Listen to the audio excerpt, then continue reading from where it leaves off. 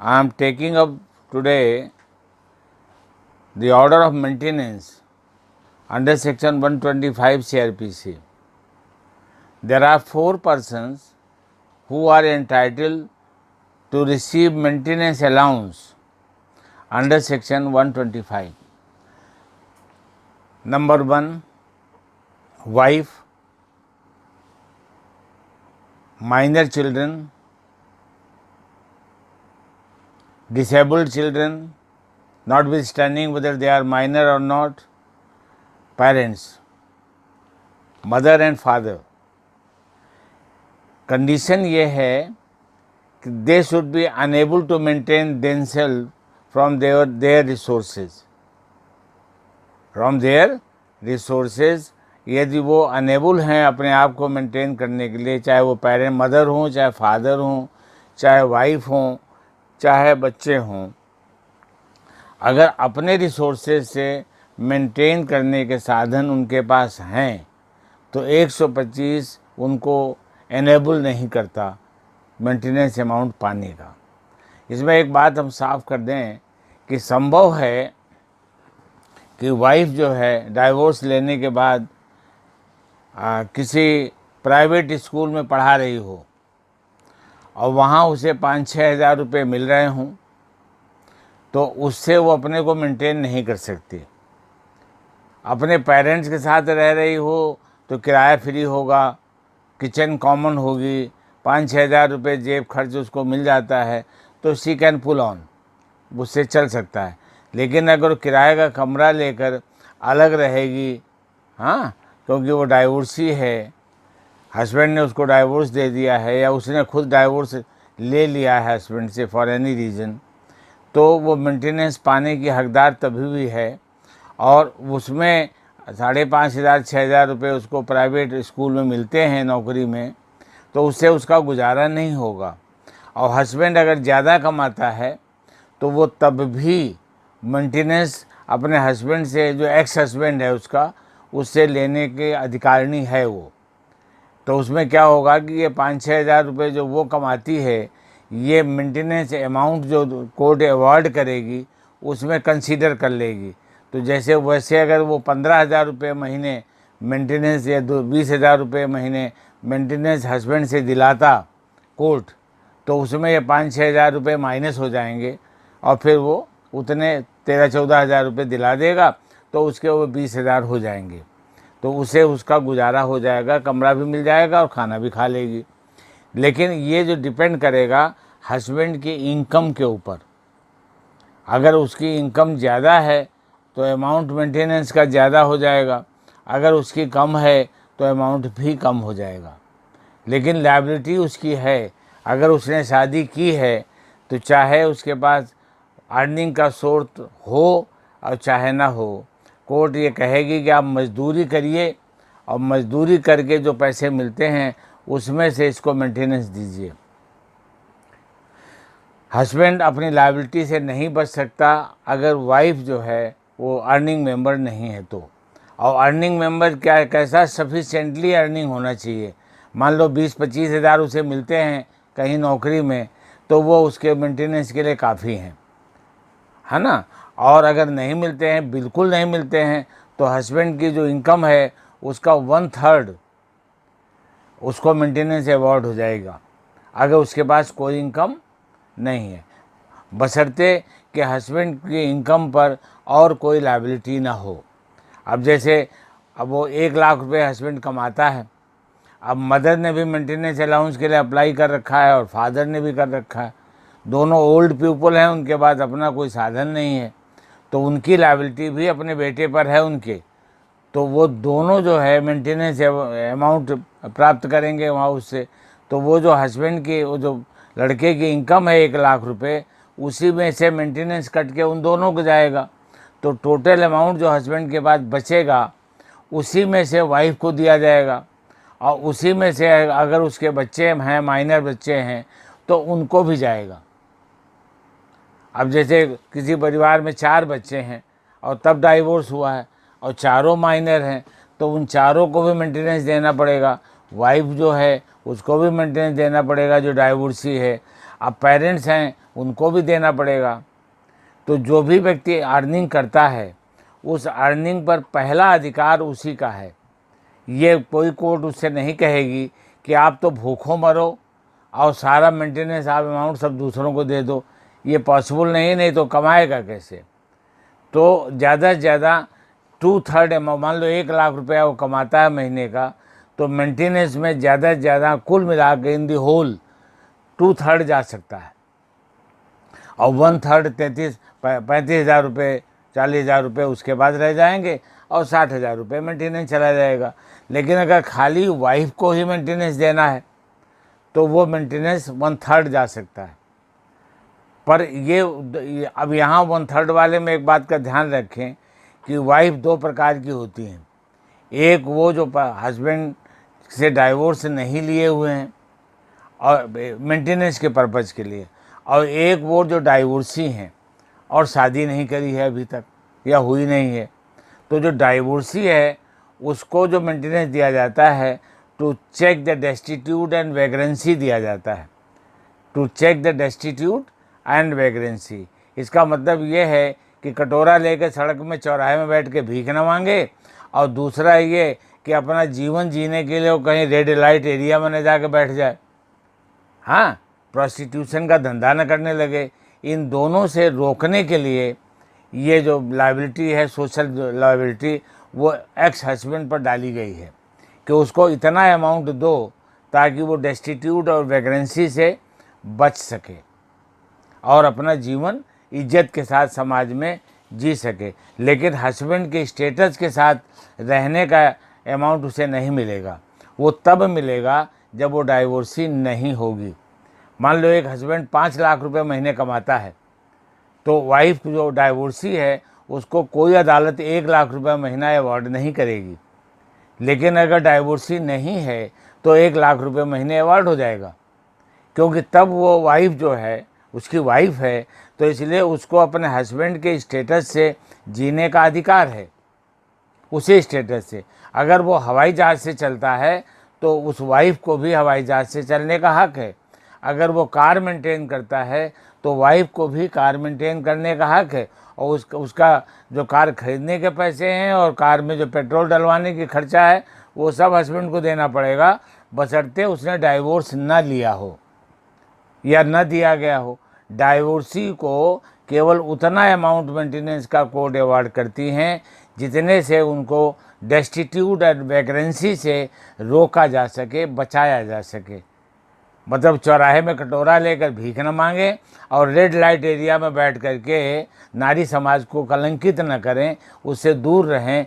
इसलिए उनको मेंटेनेंस की जिम्मेदारी दी गई है कि वो हस्बैंड जो एक्स हस्बैंड है, जिसके साथ एज ए वाइफ रही है, वो उसके ऊपर सोशल लायबिलिटी है ये कि जब तक वो दूसरा उसको हस्बैंड नहीं मिलता, उसकी शादी नहीं होती, तब तक पहला हस्बैंड ही उसको मेंटेन करेगा।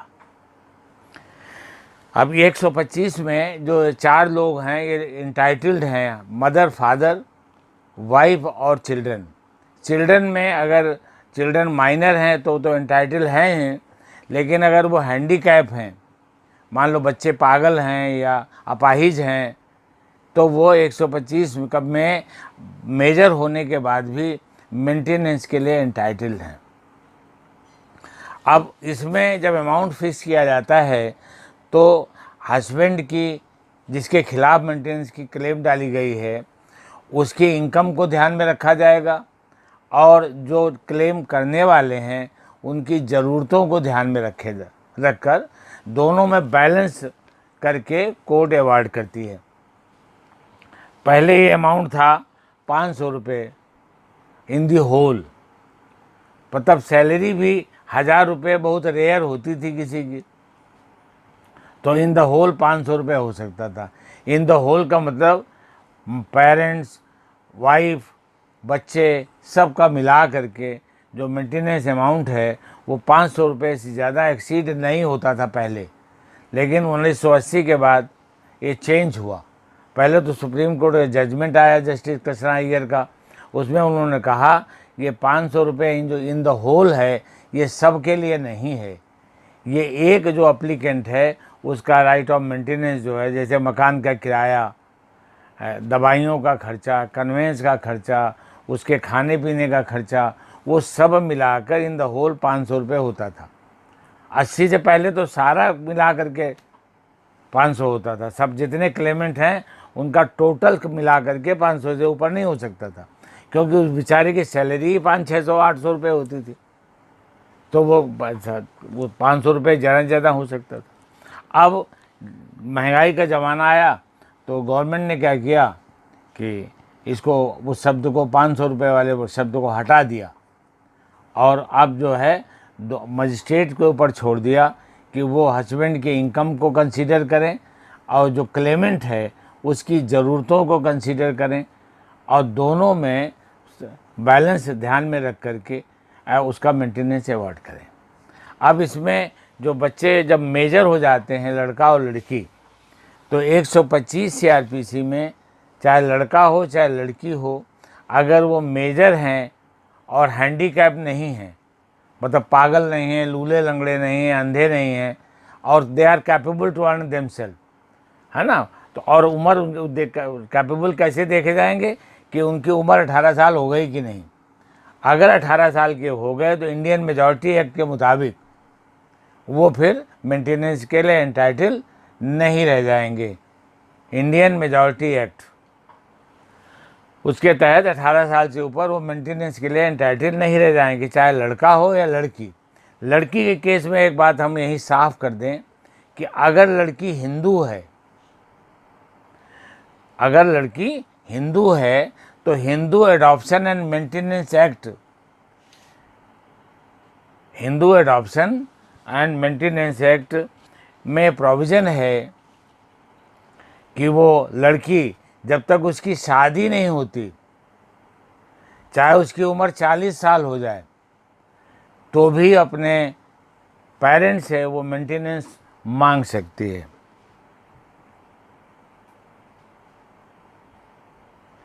Section 20 class 3 Hindu adoption and maintenance act, Hindu law देखो, हाँ,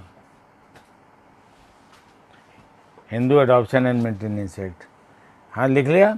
उसमें सेक्शन 20 क्लास 3 में लड़की की उम्र चाहे 50 साल हो जाए, अगर उसके फादर जिंदा हैं, मदर जिंदा हैं, तो वो मेंटेनेंस पाने की अधिकारी है। अगर उसकी शादी नहीं हुई तो, शादी नहीं हुई या उसने करी नहीं, दोनों एक ही बात है। वो अगर अनमैरिड है, सिंगल स्टेटस है, अनमैरिड है, सिंगल स्टेटस है, तो वो कहाँ जाए, हस्बैंड ने उसको तलाक दे दिया है, तो वो अपने पेरेंट्स से मेंटेनेंस पाने का हक रखती है Hindu adoption and maintenance act में। लेकिन यही सुविधा नालायक लड़के को प्राप्त नहीं है। अगर वो 18 साल का हो गया है तो वो कमाए जाकर मजदूरी करे, और कुछ नहीं कर सकता तो मजदूरी करे। अगर बचपन में पढ़ाई लिखाई नहीं करी है, नालायकी की है, तो उसकी सज़ा तो मिलेगी उसको। तो वो नौकर मजदूरी करे, दिहाड़ी करे, तसला उठाए, सड़क के किनारे जो झाड़ू लगाए, कुछ ही करे, अपने को मेंटेन करे। लेकिन लड़की के ऊपर ये दिक्कत नहीं है। हाँ, I have listen to me, I have open the book Hindu Adoption and Maintenance Act. The book is in front of me. Section 20 class 3 subsection 3, the obligation of a person to maintain his or her aged infirm parents or daughter who is unmarried extends insofar as the parent or the unmarried daughter, as the case may be, is unable to maintain himself or herself out of his or her own income. अब इसमें unmarried daughter में divorcee भी शामिल है और window भी शामिल है। डाइवोर्सी भी शामिल है और विडो भी शामिल है। अनमैरिड का मतलब जिसका स्टेटस सिंगल है, जिसका स्टेटस सिंगल है वो अनमैरिड मानी जाएगी। इस पर सुप्रीम कोर्ट का जजमेंट आ चुका है। हाँ, इसमें सुप्रीम कोर्ट का जजमेंट आ गया है कि जिसका सिंगल स्टेटस है वो अनमैरिड है, तो इसलिए उसकी उम्र चाहे जितनी हो गई हो, उसकी शादी कभी हुई हो चाहे ना हुई हो, तो वो अपने पेरेंट्स से मेंटेनेंस प्राप्त करने की अधिकारी है। लेकिन यही बेटे के केस में लागू नहीं होता। वो 18 साल तक क्लेम कर सकता है और 18 के बाद भी बेटा कर सकता है अगर वो डिसेबल्ड हो, हैंडीकैप हो। एक बात और बता दें, आजकल ज़रा लिविंग रिलेशंस का मार्केट गर्म है। तो लिविंग रिलेशन में जब लोग रहते हैं तो वहाँ उससे भी बच्चे पैदा हो सकते हैं, और वो जो बच्चे पैदा होंगे वो बिना शादी के हुए हैं, इसलिए इलेजिटिमेट चिल्ड्रन हैं। तो 125 में जो मेंटेनेंस का राइट है वो इलेजिटिमेट चिल्ड्रन का भी है, उनका भी है।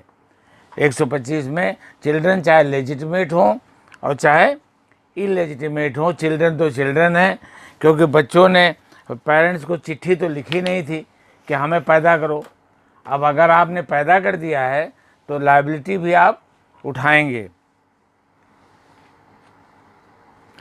सेक्शन 125 में सबसेक्शन 1 क्लास सी, 125 में सबसेक्शन 1 क्लास सी में है कि हिज लेजिटिमेट और इलेजिटिमेट चाइल्ड।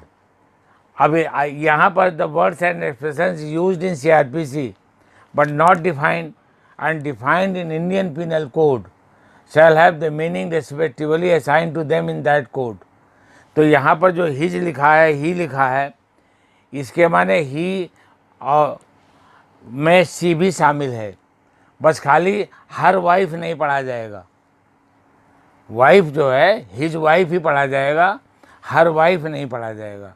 लेकिन जहाँ पर हिज फादर लिखा है, हिज पेरेंट्स लिखा है, वहाँ हर पेरेंट्स भी पढ़ा जाएगा।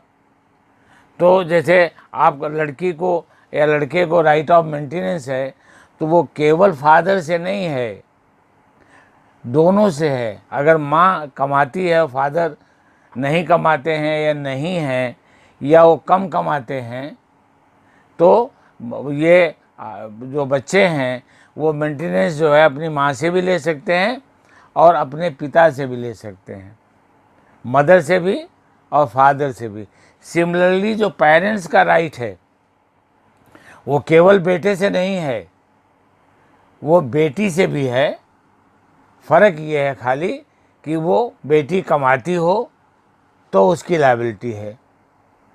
अब बेटी अगर शादी कर दिया आपने और वो ससुराल चली गई, बेटी की शादी कर दिया आपने, वो ससुराल चली गई, ससुराल में अपने पेरेंट्स अपने इन-लॉज के साथ रहती है, हस्बैंड के साथ रहती है, तो कानून ये उम्मीद नहीं करता कि चूंकि वो अर्निंग मेंबर नहीं है तो पहले मजदूरी करने जाए और फिर पेरेंट्स को खर्चा भेजे।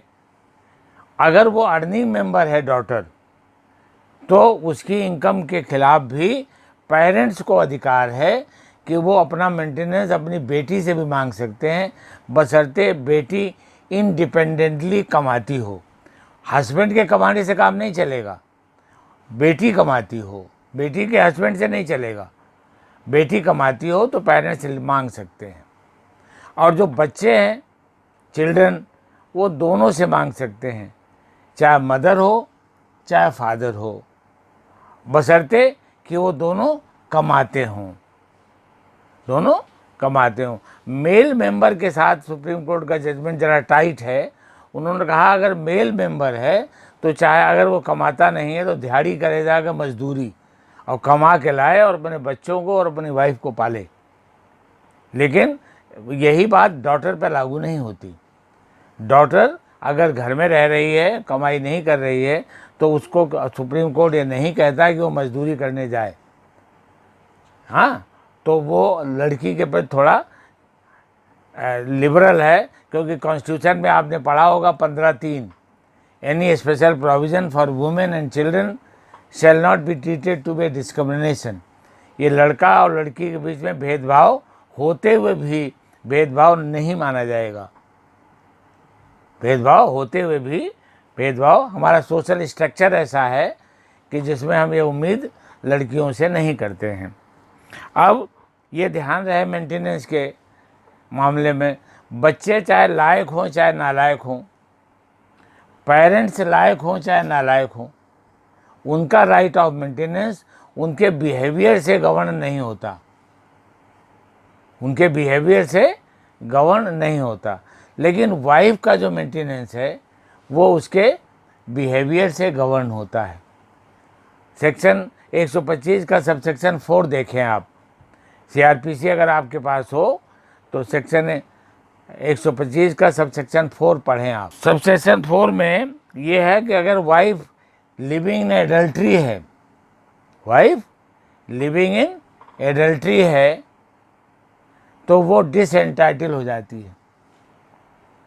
अगर हस्बैंड कहता है कि अगर ये मेरे साथ रहने को तैयार हो तो हम इसको मेंटेन करने को तैयार हैं, और वो नहीं रहना चाहती बिना किसी जस्ट रीज़न के, अब जैसे शाम को रात को 11 बजे आता है, दारू पी कर ठोकता है पकड़ के, तो एक जायज़ कारण है उससे अलग रहने का।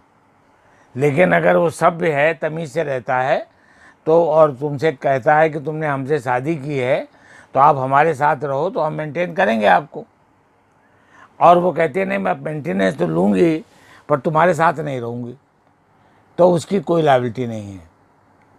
तो वाइफ के ऊपर ये चेक है सेक्शन 4 का, सब सेक्शन 4 जो है ना 125 का सब सेक्शन 4, कि वो लिविंग इन एडल्ट्री है या बिना किसी सफिशिएंट कारण के वो उसके साथ रहने से मना कर रही है, और या वो म्यूचुअल कंसेंट से सेपरेटली रह रहे हैं।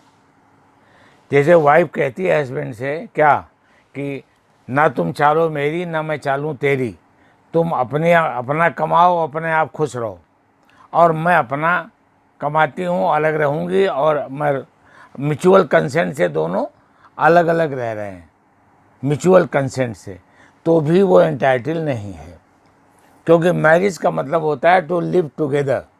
Marriage means to live together. अगर वाइफ हस्बैंड के साथ रहने को तैयार नहीं है तो हस्बैंड की कोई लायबिलिटी नहीं है उसको मेंटेन करने की, बशर्ते कि उसके बिहेवियर में कोई खामी ना हो।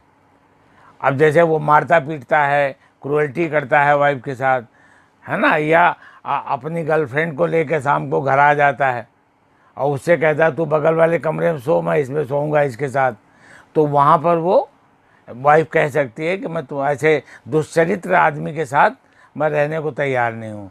तो ये सफिशिएंट कारण है उसके अलग रहने का।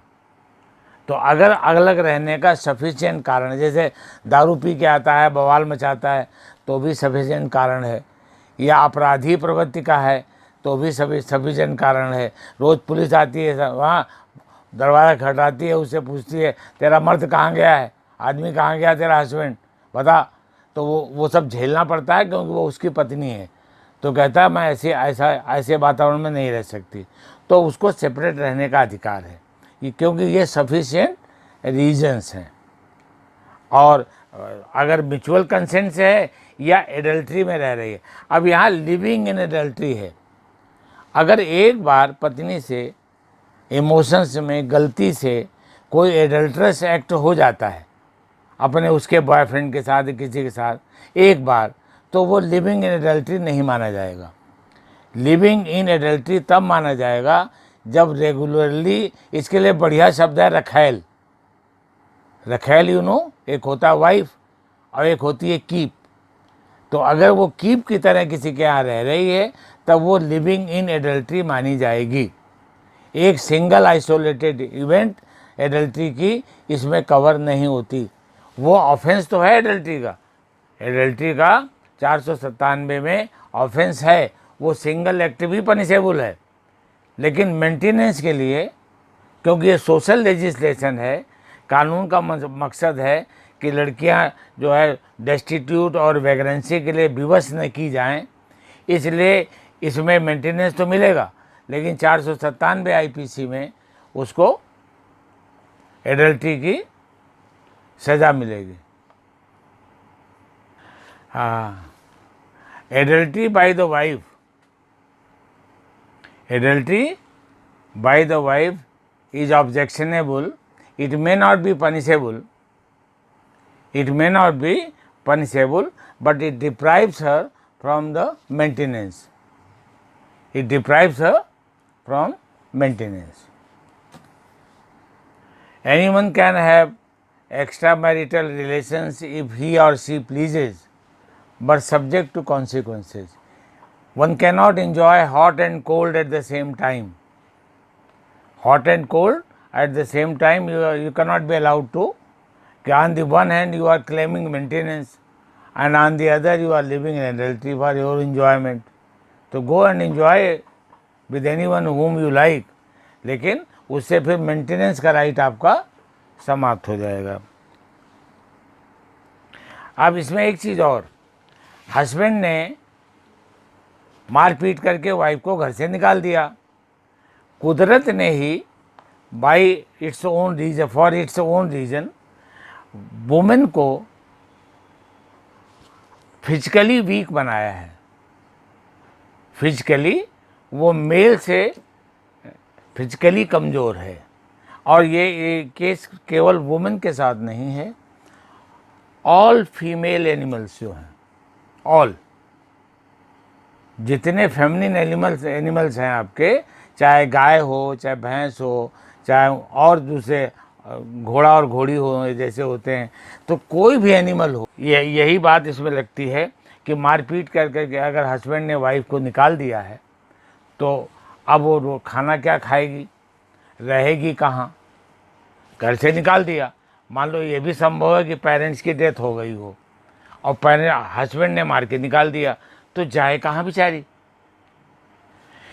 तो कानून ने इस कमी को महसूस किया और सीआरपीसी में एक अमेंडमेंट डाल दिया कि इंटरिम मेंटेनेंस का ऑर्डर कोर्ट उसी दिन कर सकती है जिस दिन एप्लीकेशन आई है।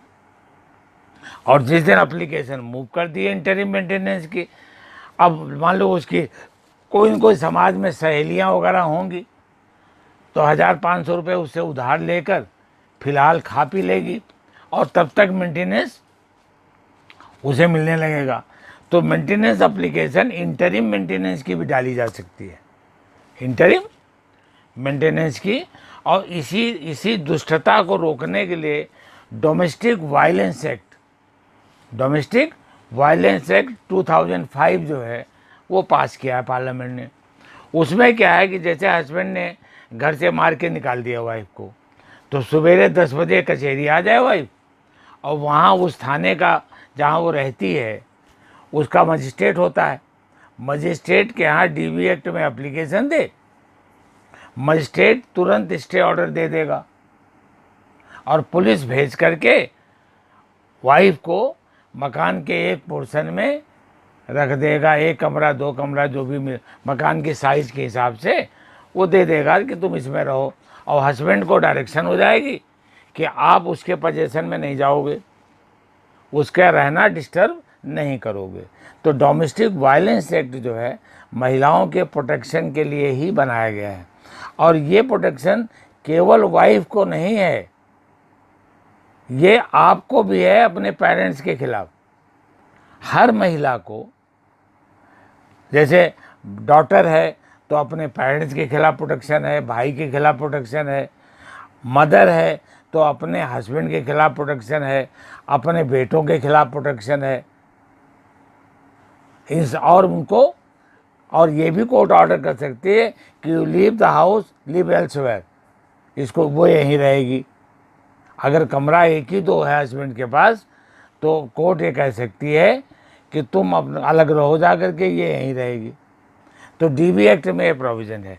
और मेंटेनेंस में ये है कि और एप्लीकेशन अगर इंटरिम मेंटेनेंस की आई है तो कोर्ट ने, कानून ने ये भी डाल दिया है इसमें 125 में कि 60 डेज के अंदर इस एप्लीकेशन को डिसाइड करो और ये maintenance from the date of application मिलेगा।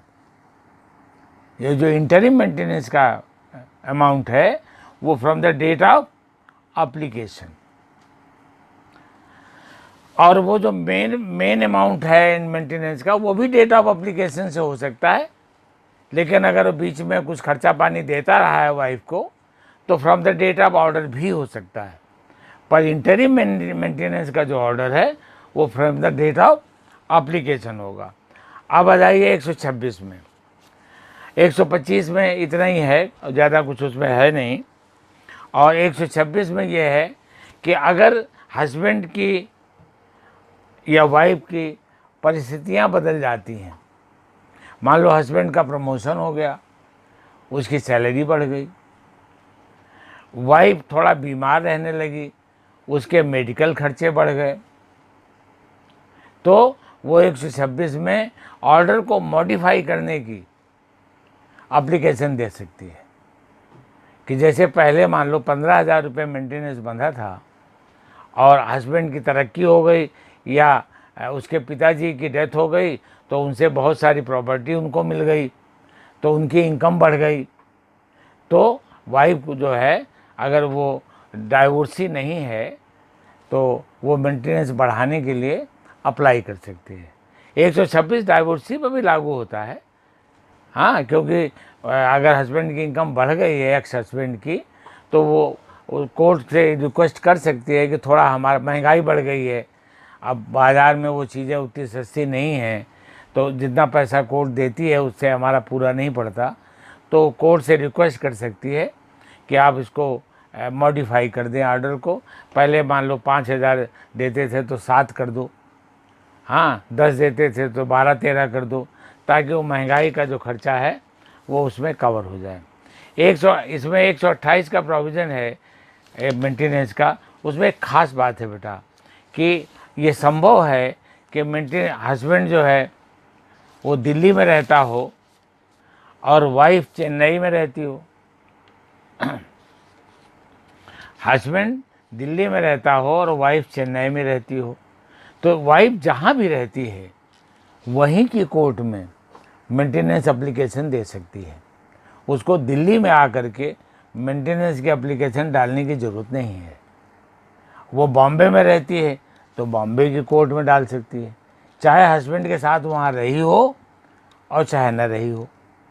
और ये भी संभव है कि जैसे आपकी बहन जी बाहर हैं, किसी मान लो गोवा में है रहती हैं, आपकी सिस्टर जो है गोवा में मैरिड हैं, आपके पेरेंट्स अब नहीं हैं, हस्बैंड ने आपको डाइवोर्स दे दिया या घर से निकाल दिया, तो आप गोवा अपनी बहन के पास चली जाओगी गोवा, तो गोवा में भी कोर्ट में अगर एप्लीकेशन आप लगाओगे 125 का, तो वहाँ भी वो मेंटेनेंस अवार्ड हो जाएगा।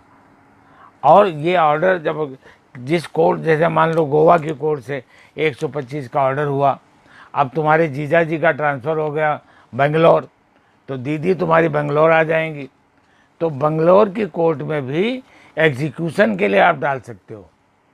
उस ऑर्डर की कॉपी लगाइए, पक्की सर्टिफाइड कॉपी, और 125(3) में एप्लीकेशन लगाइए कि आप हमको ये मेंटेनेंस का ऑर्डर मिला था कोर्ट से, मेरे हस्बैंड ने 4 महीने से मुझे खर्चा नहीं दिया, तो उनसे दिलवाया जाए। तो वहाँ से रिकवरी वारंट 125(3) में जारी हो जाएगा। और हस्बैंड जहाँ भी हिंदुस्तान में रहते होंगे, अब तो जम्मू और कश्मीर में रहते हों तो भी बच नहीं पाएंगे क्योंकि वो भी अमेंडमेंट हो करके अब वो integral part of the country हो गया है, अब वो सेपरेट स्टेट नहीं रह गई, तो वहाँ भी रह रहे हैं, तो उसके मेंटेनेंस का अमाउंट वहीं पहुँच जाएगा। लेकिन ये विदेश पर लागू नहीं होता। अगर हस्बैंड दुबई चले गए हैं तो यहाँ से मेंटेनेंस का ऑर्डर दुबई नहीं जाएगा, इंडिया में हो तो एग्जीक्यूट हो सकता है। इंडिया के बाहर हमारी कोर्ट का जुरिडिक्शन नहीं है, तो 125(3) में जो कोर्ट ऑर्डर करेगी रिकवरी के लिए। एक बात और, ये बात कि जैसे वाइफ क्या करती हैं कि जब मेंटेनेंस बंद गया तो हर महीने अदालत में आए अगर कि हमारा पिछले महीने का मेंटेनेंस दिलाया जाए, तो हर बार वकील को फीस देनी पड़ेगी, हर बार उनको फ्रेश एप्लीकेशन लगानी पड़ेगी, हर बार सर्टिफाइड कॉपी लगानी पड़ेगी, तो वो बवाल समझ करके 2-3-4 महीने तक अप्लाई नहीं करती।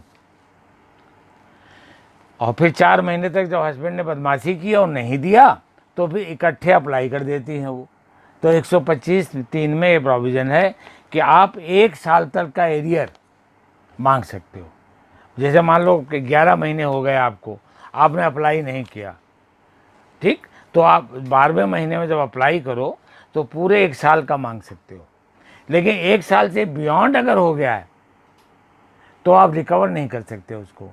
अगर उनका पैसा तुम्हारे पास फंस जाए, हस्बैंड का पैसा तुम्हारे पास बैलेंस आ जाए तो उसमें काट सकते हो, लेकिन रिकवरी का प्रोसीजर लागू नहीं होगा, क्योंकि वो तो उन पर कर्जा है ना, तो डेट ऑलवेज रिमेन्स डेट, तो वो काट सकते हो, लेकिन रिकवरी 1 साल के बाद बाल्ट है।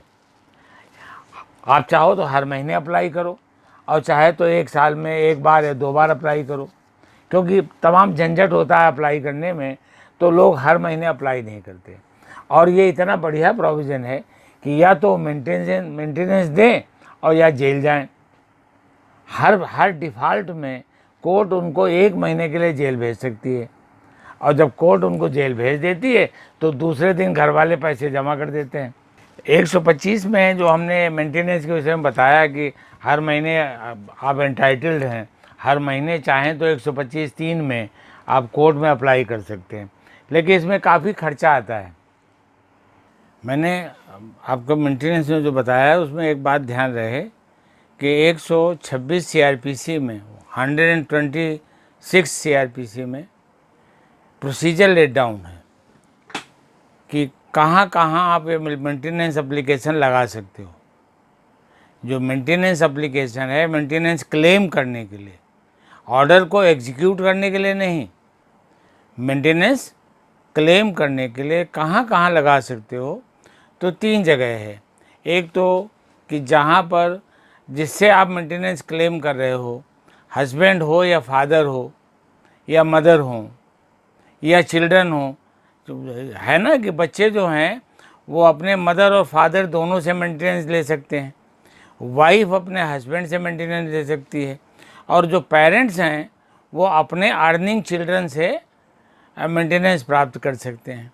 तो जिनसे मेंटेनेंस प्राप्त करना है, जहाँ वो रहते हैं वहाँ की कोर्ट में भी 125 में मेंटेनेंस की एप्लीकेशन लग जाएगी, और जहाँ वाइफ खुद रहती है या क्लेमेंट खुद रहता है वहाँ भी एप्लीकेशन लग जाएगी, और जहाँ दोनों आखिरी बार साथ साथ रहे हैं, हस्बैंड वाइफ जहाँ दोनों साथ साथ रहे हैं आखिरी बार, मैरिज फेल होने से पहले, मैरिज फेल होगी तभी तो मेंटेनेंस का दावा आएगा, नहीं तो हस्बैंड तो सामान रोज़ लाता ही है और वाइफ रोज़ बनाती है, तो इसलिए तब तक तो कोई झगड़ा ही नहीं।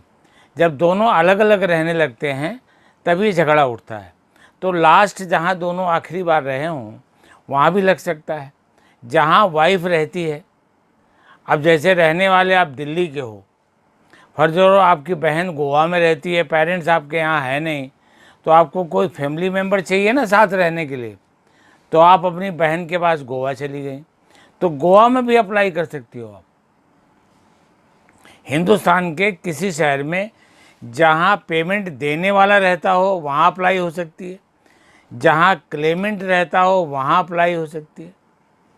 हाँ, वाइफ को जगह जगह दौड़ने की ज़रूरत नहीं, जहाँ पर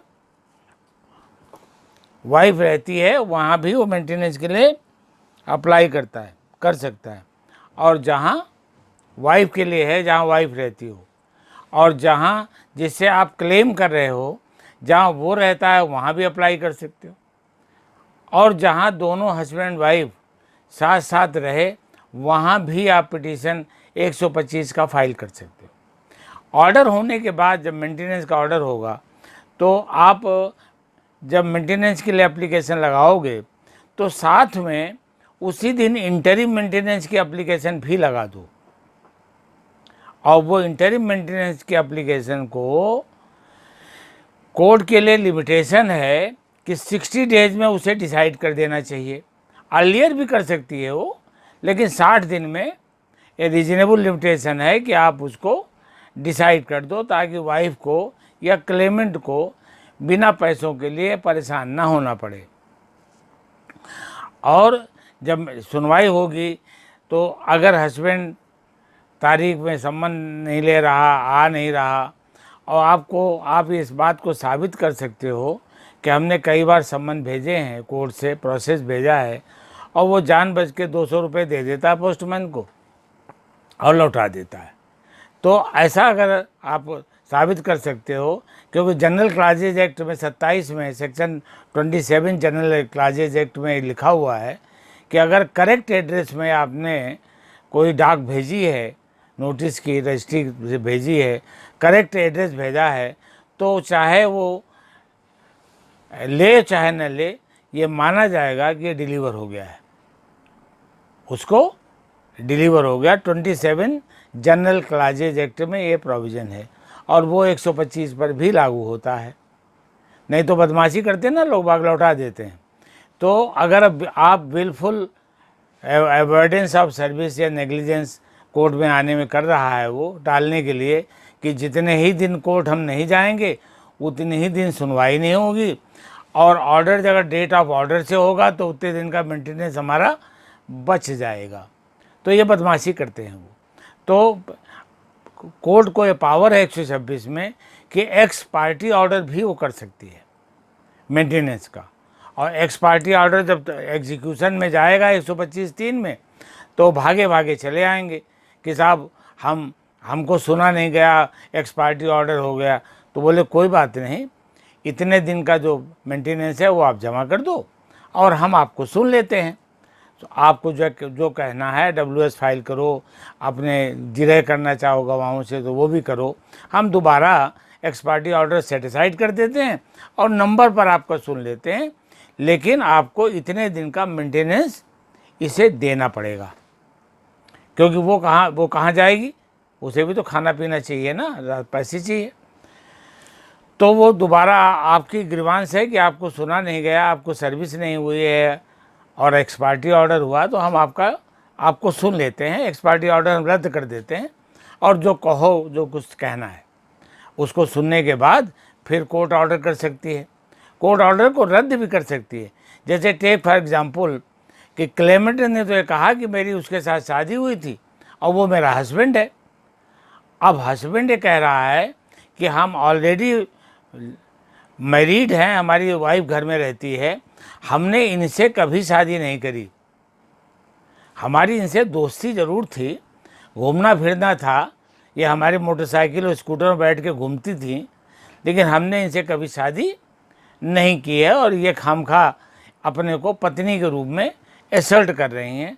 और तो फिर बर्डन शिफ्ट हो जाएगा 102 एविडेंस एक्ट में उसको वाइफ के ऊपर कि वो साबित करे कि वो लीगली वेडेड वाइफ है, लीगली वेडेड वाइफ है, कभी भी शादी हुई हो, फेरे हुए हों, इन्होंने मंदिर में फेरे लिए हों, कचहरी में मैरिज की हो, या वैसे जैसे सोशल मैरिजेज होती हैं वैसे ही की हो, पर आप साबित तो करो कि इनके साथ तुम्हारी शादी हुई थी, क्योंकि उसने स्टैंड ये लिया है कि ये मेरी पत्नी ही नहीं है।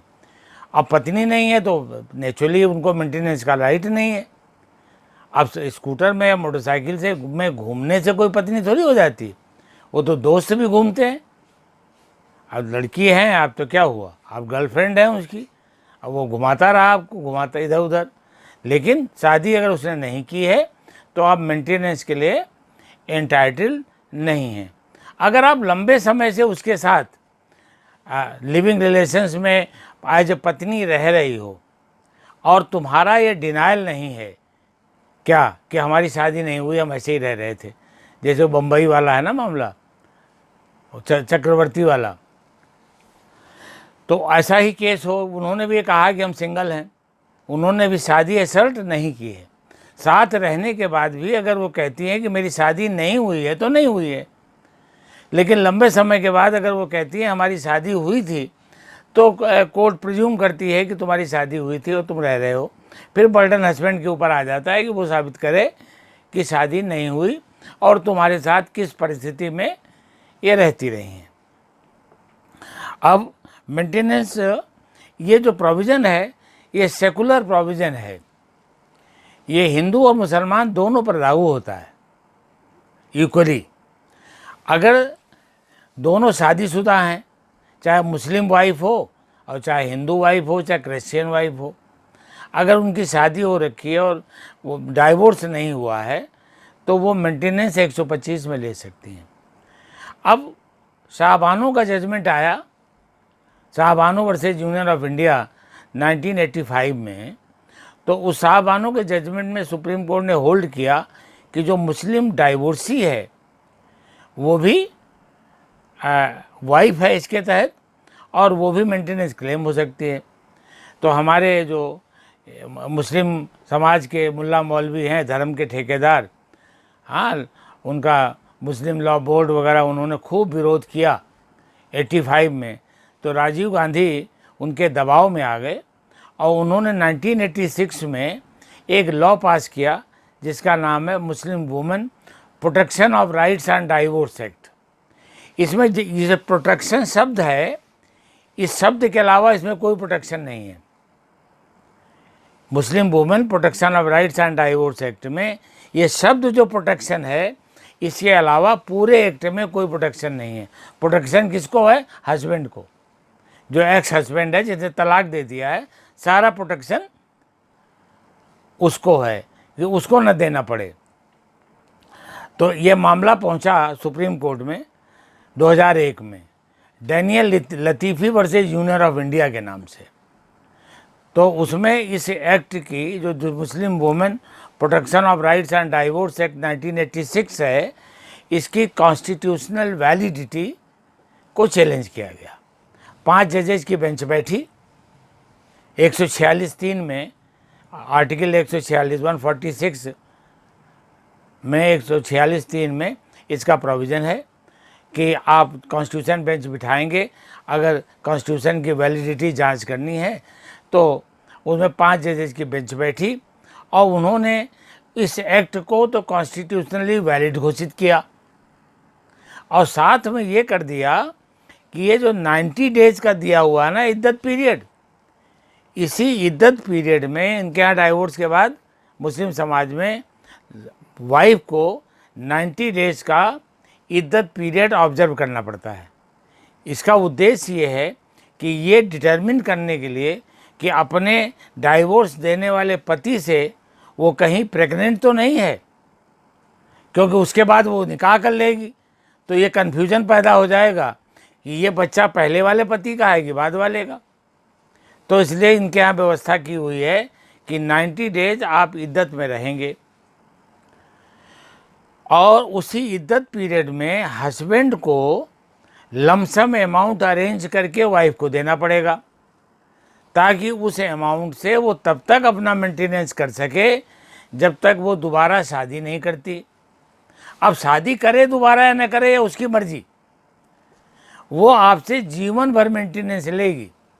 इतना अमाउंट होना चाहिए कि कम पड़ जाएगा दोबारा देना पड़ेगा, उस अमाउंट से वो अपना मेंटेनेंस ले सके। ये व्यवस्था आपको 90 दिन में करनी है और उसके बाद फिर 125 से वो बाहर हो जाएगी अगर अमाउंट आपने अरेंज कर दिया तो उससे मेंटेनेंस, उसको तो मेंटेनेंस से मतलब है। अगर आपने 90 डेज में अरेंज नहीं किया तो 125 सीआरपीसी मुस्लिम डाइवोर्सी पर भी उतना ही अप्लाई करती है जितना हिंदू डाइवोर्सी पर अप्लाई करती है, उतना ही मुस्लिम डाइवोर्सी पर भी अप्लाई करती है। और जहाँ तक बच्चों का सवाल है, तो जो बच्चों का कानून है वो 125 में ही कवर होता है कि बच्चे चाहे लेजिटिमेट हों और चाहे इलेजिटिमेट हों, वो दोनों अपने पेरेंट्स से मेंटेनेंस प्राप्त कर सकते हैं। पेरेंट्स में दोनों शामिल हैं, माँ भी और पिता भी। अगर माँ अर्निंग मेंबर है, आजकल तो माताएं भी अर्न करती हैं, कहीं स्कूल में टीचर हैं, कहीं गवर्नमेंट में स्टाफ क्लर्क हैं, कहीं प्रोफेसर हैं, कहीं आईएएस ऑफिसर्स भी हैं, तो उनसे भी वो मेंटेनेंस बच्चे जो हैं, माँ अगर छोड़ करके चली गई अपने बॉयफ्रेंड के साथ रहने लगी जाकर, तो हस्बैंड जो है उसके ग्रीवांसेज अपने हैं, पर जो बच्चे उसने पैदा किए हैं उनका मेजर होने तक अधिकार है। और जो लड़की है उसका, अगर लड़की हिंदू है तो Hindu guardian and wards act में, Hindu adoption and maintenance act में सेक्शन 20 क्लास सब सेक्शन 3 में प्रोविज़न है कि लड़की को तब तक मेंटेनेंस लेने का अधिकार है जब तक उसकी शादी नहीं होती। चाहे आप शादी करा दो, चाहे वो अपनी मर्जी से भाग के कर ले, उसका मेंटेनेंस तब ख़त्म हो जाएगा जब वो विवाह कर लेगी। फिर वो जिस लल्लू लाल से विवाह करेगी उसकी जिम्मेदारी हो जाएगी कि वो मेंटेन करे उसको। कानून का मकसद ये है कि लड़कियों को आवारागर्दी करने के लिए अनाथ न छोड़ा जाए। नहीं तो अब भोजन तो उन्हें भी चाहिए, पैसे भी चाहिए, खर्चा भी चाहिए, कपड़े भी चाहिए। तो वो कहीं इस मजबूरी के कारण गलत रास्ते में न भटक जाएं। इसलिए लड़की का जब तक विवाह नहीं हुआ है तब तक Hindu adoption and maintenance act में सेक्शन 20 सब सेक्शन 3 है, उसके तहत वो कोर्ट में अप्लाई कर सकती है, फैमिली कोर्ट में। और कोर्ट में उसको चाहे लड़की की उम्र 50 साल हो, इससे कोई फ़र्क नहीं पड़ता। लेकिन जो लल्लू लाल है यानी लड़के को केवल 18 साल तक मेंटेनेंस पाने का अधिकार है। अगर वो कमाता नहीं है तो, और कमाने लगे, मान लो कोई 16 साल में कमाने लगे, तो उसी समय ख़त्म हो जाएगा उसका राइट। जब वो अपने को मेंटेन करने में अनेबल है तभी उसका राइट है। यही बात पत्नी पर भी लागू होती है। पत्नी अगर नौकरी करती है तो अपने पति से मेंटेनेंस नहीं मिलेगा। ये नहीं चलेगा कि मेरा पति 1 लाख रुपए कमाता है तो मुझे 25,000 वहाँ से दिलवाए जाएं, और जो मैं कमाती हूँ उससे उसको क्या लेना देना, वो मैं अपनी एफडी करूँगी हर महीने। ये नहीं चलेगा। मेंटेनेंस अगर आप अपने आप को कर सकते हो तो आप मेंटेन करो, और जब आपकी मजबूरी हो तब आप हस्बैंड से या फादर से, जिस पर भी लायबिलिटी कानूनन आती है, उससे आप मेंटेनेंस मांग सकते हो। भाई से नहीं मांग सकते। भाई चाहे तो आपको मेंटेन करे, आपको खर्चा दे, उस पर कानून कोई रोक नहीं लगाता, लेकिन आपका राइट नहीं है भाई से मेंटेनेंस मांगने का। माँ से मांग सकती हो, फादर से मांग सकती हो, और हंसते हंसते ये भी कह सकती हो क्या कि मैंने तुमको जन्म देने के लिए एप्लीकेशन दी थी कि चिट्ठी लिखी थी, आपने मुझे पैदा किया है तो आप मेंटेन करो। ये मुस्कराते हुए अपने माँ बाप से कह सकते हो आप, लेकिन ध्यान रहे मुस्कराते हुए, ताकि उनको चोट न लगे। और पति से तो लड़के आप ले सकते हो, तुम्हारा उसका बराबर का रिश्ता है। और एक बात यही समझ लो कि अगर आप डाइवोर्सी हो तो आपका मेंटेनेंस अमाउंट कम रहेगा, क्योंकि चेक द डेस्टिट्यूट एंड वैग्रेंसी वो उतना आपको दिलाएगी कोर्ट जिससे आपका जीवन यापन चल सके। लेकिन अगर आप डाइवोर्सी नहीं हो, फुल फ्लेज्ड पत्नी हो और तुम्हारी अर्निंग नहीं है, तो तुमको अपने पति के स्टेटस से रहने का अधिकार है। अगर वो कार से चलता है तो तुम्हें भी कार से चलने का अधिकार है। खर्चा वही देगा, कार खरीदने का भी और कार में पेट्रोल डलवाने का भी, ये उसकी जिम्मेदारी है। अगर आपका तलाक नहीं हुआ तो, चाहे आप रहती अलग हो, उसके साथ नहीं रहती हो, उसका खाना भी नहीं बनाती हो, उसके कपड़े भी नहीं धोती हो, घर भी मेंटेन नहीं करती हो, अलग रहती हो, किराए का कमरा लेकर रहती हो, तब भी अगर डाइवोर्सी नहीं हो तो अपने हस्बैंड के स्टेटस के अनुसार तुम्हें रहने का अधिकार है। उसने तुमसे शादी करी है, नौकरानी नहीं खरीदी है, तो इसलिए उसको मेंटेन करना पड़ेगा। शाहबानो के केस के बाद में डैनियल लतीफ़ी का केस आया, और उसके बाद Iqbal Bano versus state of UP आया। उसमें सुप्रीम कोर्ट ने इस लॉ को फॉलो किया, और तब से लेकर अब तक डैनियल लतीफ़ी का जजमेंट जो को अदालतें हैं वो उसको मान रही हैं और मुस्लिम डाइवोर्सी को मेंटेनेंस दे रहे हैं। और जो इसका प्रोसीजर लेट डाउन है, और 127 में मैंने आपको बताना था कि उसमें अगर हस्बैंड की इनकम बढ़ जाती है तो आप अपने अमाउंट को एनहांस करने के लिए अप्लाई कर सकती हो 127 सीआरपीसी में। और अगर हस्बैंड की इनकम घट जाती है तो वो भी अप्लाई कर सकता है कि अब मैं इतना मेंटेनेंस नहीं दे सकता क्योंकि मेरी आमदनी ख़त्म हो गई, कम हो गई। तो अदालत दोनों को कंसीडर करेगी। अब जैसे पत्नी है, अब बीमार हो गई, अब उसको लगता है कि इलाज कराने के लिए उसे 1 लाख रुपए की ज़रूरत है, तो 127 CRPC में वो कोर्ट में अप्लाई कर सकती है कि मुझे अपनी बीमारी के इलाज कराने के लिए इतना पैसा मेरे पति से दिलाया जाए, तो वो भी 127 में वो दिला सकती है, क्योंकि जो मेंटेनेंस है उसमें खाली 4 रोटियां और सब्जी और दाल यही शामिल नहीं है। मेंटेनेंस में कपड़े भी शामिल हैं, बीमारी का इलाज भी शामिल है, आने जाने का किराया भी शामिल है, और खाने पीने के साधन जो चाहिए आपको वो भी उसमें। Maintenance covers the whole. और ये मेंटेनेंस शब्द डिफाइंड है Hindu adoption and maintenance act में। जब आप पढ़ेंगे मेंटेनेंस 20 में, तो उसमें मेंटेनेंस को डिफाइन किया है कि व्हाट इंक्लूड्स मेंटेनेंस। मैंने आपको बताया था कि अगर आपने 125 में मांगा मेंटेनेंस और आपको लगता है कि न्यायालय ने, अदालत ने कम दिया है, तो एक नया कानून बना है, डोमेस्टिक वायलेंस एक्ट 2005 हमारी पार्लियामेंट ने बनाया है, डोमेस्टिक वायलेंस एक्ट। तो उसमें क्या है कि आप अमाउंट को और जैसे बीमारी के नाम पर, किराए के नाम पर, मकान का किराया है चाहे, है ना, उसके नाम पर आप अप्लाई कर सकती हो। और जो DB एक्ट की मजिस्ट्रेट की कोर्ट है, मजिस्ट्रेट फर्स्ट क्लास वहाँ होता है, तो यद्यपि ये ऑर्डर फैमिली कोर्ट का हुआ है, इस ऑर्डर को रद्द नहीं करेगा वो, इस ऑर्डर को कंसीडर करते हुए मेंटेनेंस बांधेगा वो। अगर उसको लगता है कि ये कम है अमाउंट, तो उसमें वो 2-4 हज़ार रुपये महीने बढ़ा देगा, तो इसलिए आपका मेंटेनेंस हो जाएगा। पर ध्यान रहे कि आप अगर काबिल हो, पढ़ी लिखी हो और मस्ती में नौकरी नहीं कर रहे हो, आप अगर ये सोचती हो कि मेंटेनेंस तो हम हस्बैंड के गर्दन दबा करके लेंगे क्योंकि मैंने शादी करने का एहसान किया उससे, तो मेंटेनेंस तो देगा वो। लेकिन अगर आप क्वालिफाइड हो तो अदालत आपका अमाउंट घटा देगी। इसको वो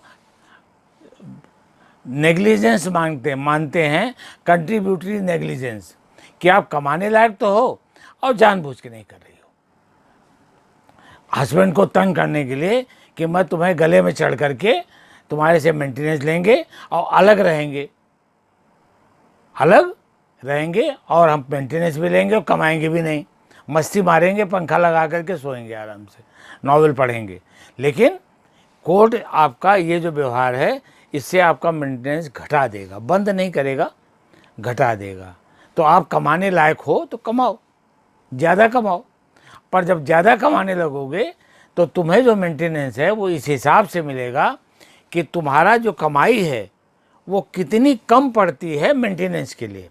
जैसे आप टीचर हो एक स्कूल में और आपको 15,000 रुपये तनख्वाह मिलती है, और तो आप अदालत से कह सकती हो कि मुझे 20,000 लगता है महीने में खर्चा, बच्चों को स्कूल भेजना पड़ता है, उनकी फ़ीस देनी पड़ती है, किराए का मकान है उसमें किराया देना पड़ता है, तो हमें 20,000 कम से कम खर्च होते हैं मेरे, तो मुझे 5,000 रुपये और दिलाए जाएं, तो वो तुम्हारे हस्बैंड से तुमको दिला देगा। और वो जब मेंटेनेंस फिक्स करेगा तो तुम्हारी 15,000 की जो इनकम है वो उसमें से जोड़ देगा कि इतने तो तुम कमाई लेते हो और इतने आपको और चाहिए। जैसे कोई गरीब महिला है और वो घरों में काम करती है, बर्तन मांजती है, खाना बनाती है, और उससे उसको 10,000 मिलते हैं, 2-3 घरों में काम करती है तो 10,000 कमा लेती है, ईमानदारी से वो कोर्ट में कह रही है। और उसको वो कह रही है कि मेरे 3-4 बच्चे हैं और मेरा पति जो है 50,000 रुपये महीने कमाता है, तो मुझे इससे 15-20 हज़ार रुपये दिलवाए जाएं।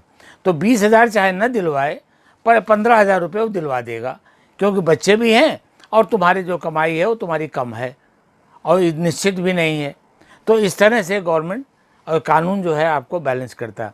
रिकवरी के मामले में एक बात स्पष्ट कर दें कि रिकवरी जो है वो 1 साल के अंदर आपको क्लेम करना है। 1 साल अगर निकल जाएगा तो जितना पीरियड 1 साल से ज़्यादा हो जाएगा उतने का एरियर आप नहीं मांग सकती। मैक्सिमम पीरियड 1 साल है, 1 ईयर। और अगर वो मेंटेनेंस नहीं देता है तो अदालत उस पर दबाव डालने के लिए हस्बैंड को 1 महीने की सज़ा कर सकती है। पर सज़ा कब कर पाएगी? जब आप 125 दिन अप्लाई करोगे, अप्लाई करने के बाद वो खर्चा नहीं देगा, मेंटेनेंस जमा नहीं करेगा, तो रिकवरी वारंट जारी होता है। जब उसके संसाधन जो हैं उससे रिकवरी वारंट से वसूल नहीं हो सकते, तभी वो जेल भेजेगा। तुम्हारी एप्लीकेशन में जेल नहीं भेज देगा। अगर वो रिकवरेबल नहीं है अमाउंट, तो जेल भेजेगा दबाव डालने के लिए। और इसमें ये जो मेंटेनेंस अमाउंट है वो 421 CRPC में एज फाइन रिकवरेबल है, एज फाइन रिकवरेबल है। और ये हिंदुस्तान के किसी कोने में जहाँ हस्बैंड रहता हो, वहाँ के मजिस्ट्रेट को जुरिस्डिक्शन है कि आपकी एप्लीकेशन देने पर और सर्टिफाइड कॉपी आप लगाएंगे, और आज जब वो मजिस्ट्रेट संतुष्ट हो जाएगा, आधार कार्ड वगैरह लगा देना, जब वो संतुष्ट हो जाएगा कि आप ही क्लेमेंट हैं, तो वहाँ वो रिकवरी वारंट जारी कर देगा, चाहे जहाँ वो रहता हो। मेंटेनेंस का ऑर्डर तो वहीं 3 जगह हो सकता है, जहाँ वाइफ रहती है, जहाँ हस्बैंड वाइफ आखिरी बार दोनों साथ रहे हैं, या जहाँ हस्बैंड रहता है। वहाँ की कोर्ट को पावर है, वो मेंटेनेंस अमाउंट फिक्स कर सकता है, पर रिकवर वो कहीं भी हो सकता है, हिंदुस्तान में कहीं भी रहता हो। That's all for today.